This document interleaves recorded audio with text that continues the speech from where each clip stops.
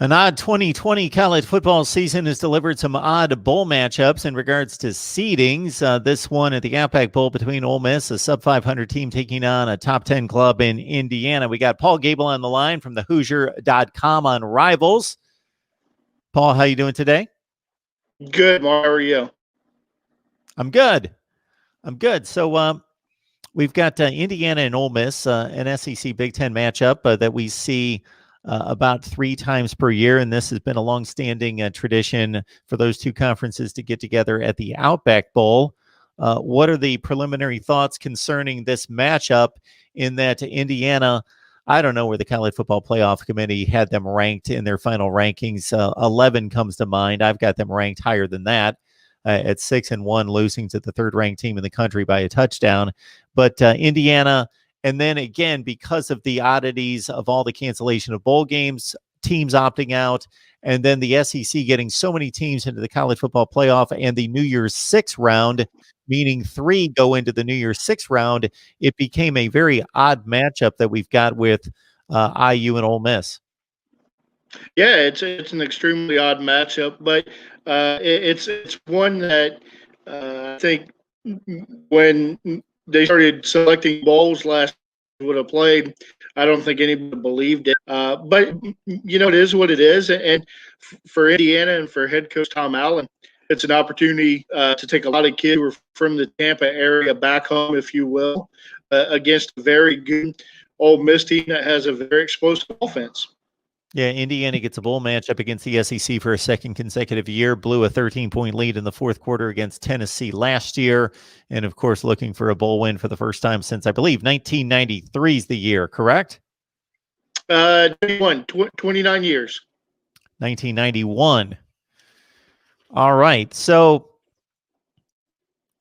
is there thought among Indiana personnel, media, the fan base, that this team, despite an impressive performance in a losing effort in Columbus, despite taking care of the rest of the Big Ten in blowout fashion, mostly, including, regardless of the record, a Wisconsin team that I still respect as a good team, winning that game on the road, that Indiana's not been respected, and that has been reflected most notably in the rankings?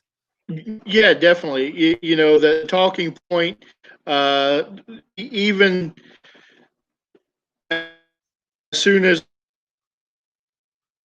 was that this is going to be an IU team that has a huge chip on its shoulder. Tom Allen talked about when he came to the SEC from Lambeth, a journalist kind of said to him, in not as many words, but kind of like, "Are you here? How are you here?" And he interpreted that as, "This guy doesn't think I belong," and that's kind of how Tom Allen and the Hoosiers have taken to this season, despite being 6-1 and despite coming back on the road at Ohio State and losing to them by a touchdown to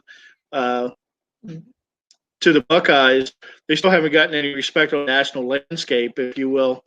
And I would imagine that kind with, as you mentioned, the part against Tennessee last year in the Gator Bowl, or the beginning of this year, rather, that's going to be a huge motivator for this team when they kick off at 12:30 Saturday against Ole Miss. The quarterback situation obviously in flux late in the season. Once Michael Penix landed awkwardly out of bounds against Maryland, unfortunately lost for the rest of the season. Jack Tuttle, highly recruited coming out of high school to Utah, first and foremost before transferring. Your thoughts about his play and how he's been able to gel with the wide receivers?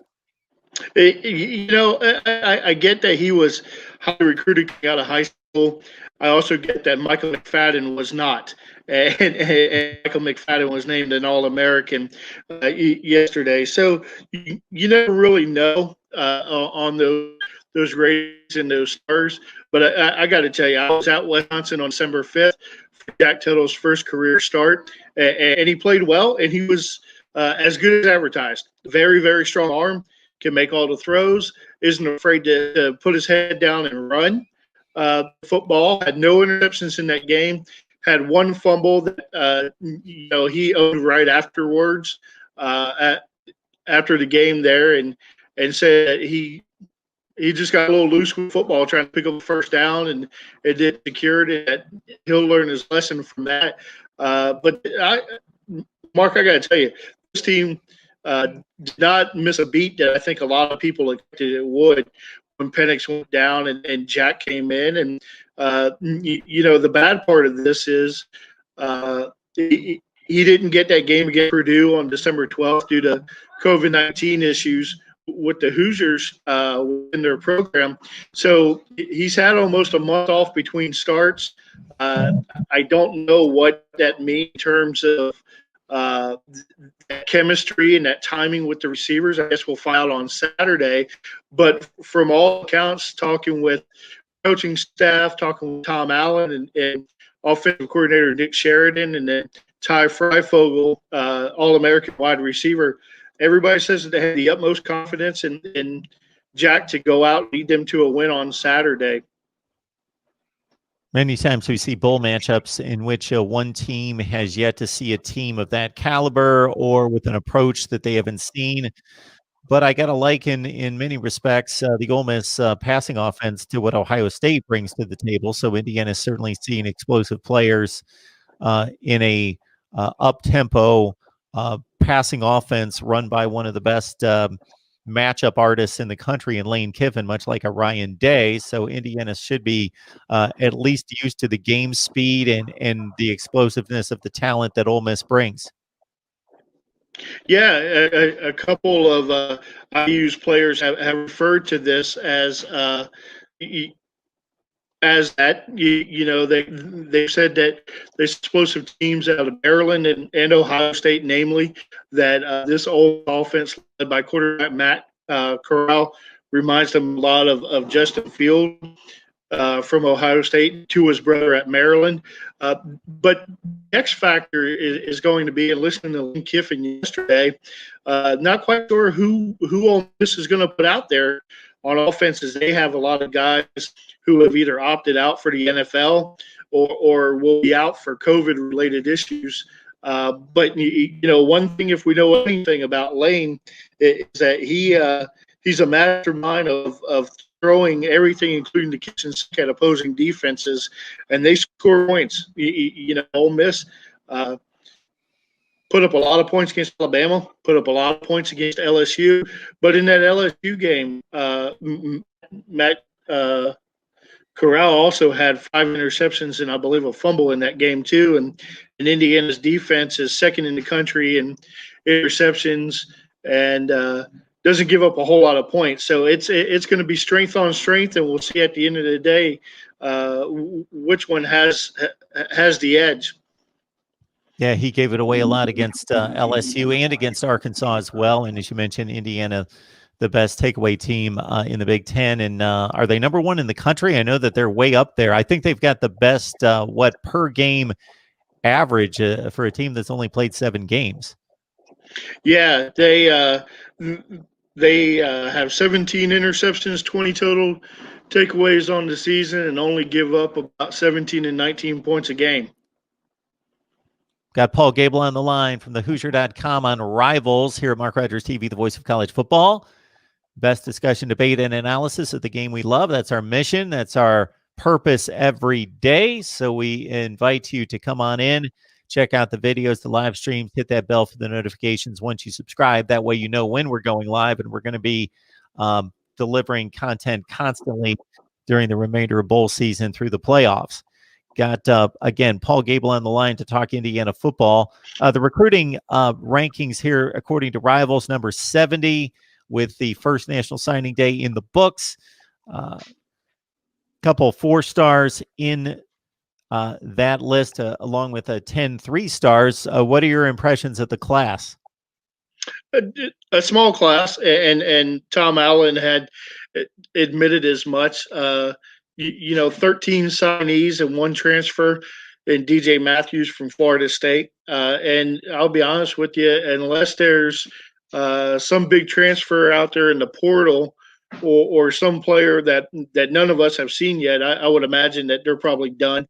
as far as the class of 2021 goes, and now all attention is turned on to 22.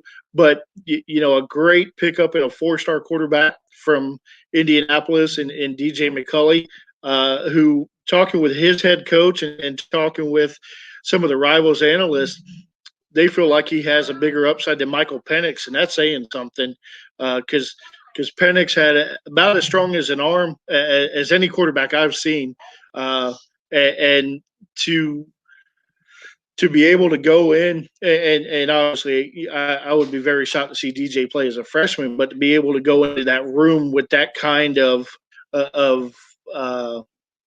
accolade, I guess, attached to your name right off the bat is pretty impressive. They got some great guys on the defensive side of the ball. Took care of some running backs as well. So, a small class and maybe not the most highly regarded class as far as the Big Ten goes. But if we know anything about Tom Allen, it's that he's able to develop players. I'll go back to Michael McFadden. Wasn't highly recruited coming out of high school. And Jerome Johnson only had Jackson State and Indiana on his offer list, and both of those guys are leading a tremendous defense. Tywan Mullen wasn't overly recruited coming out of Florida, and again, all he's doing is helping to lead that defense. So stars and accolades are what they are, but I think at the end of the day, they'll be able to develop this class of 2021 in the future, and we'll see dividends in 2 or 3 years. Paul Gable from the Hoosier.com helping us out on Indiana football. You can catch him and the rest of the staff there on Rivals. Again, it's the Hoosier.com, as you see there on the banner. Indiana with a big game against Ole Miss at the Outback Bowl on a Saturday, January 2nd. Looking for a bowl win for the first time since '91. Paul, we appreciate you stopping by. Enjoy the game. Thanks, Mark. Thanks for having me, and look forward to talking to you after the game as well.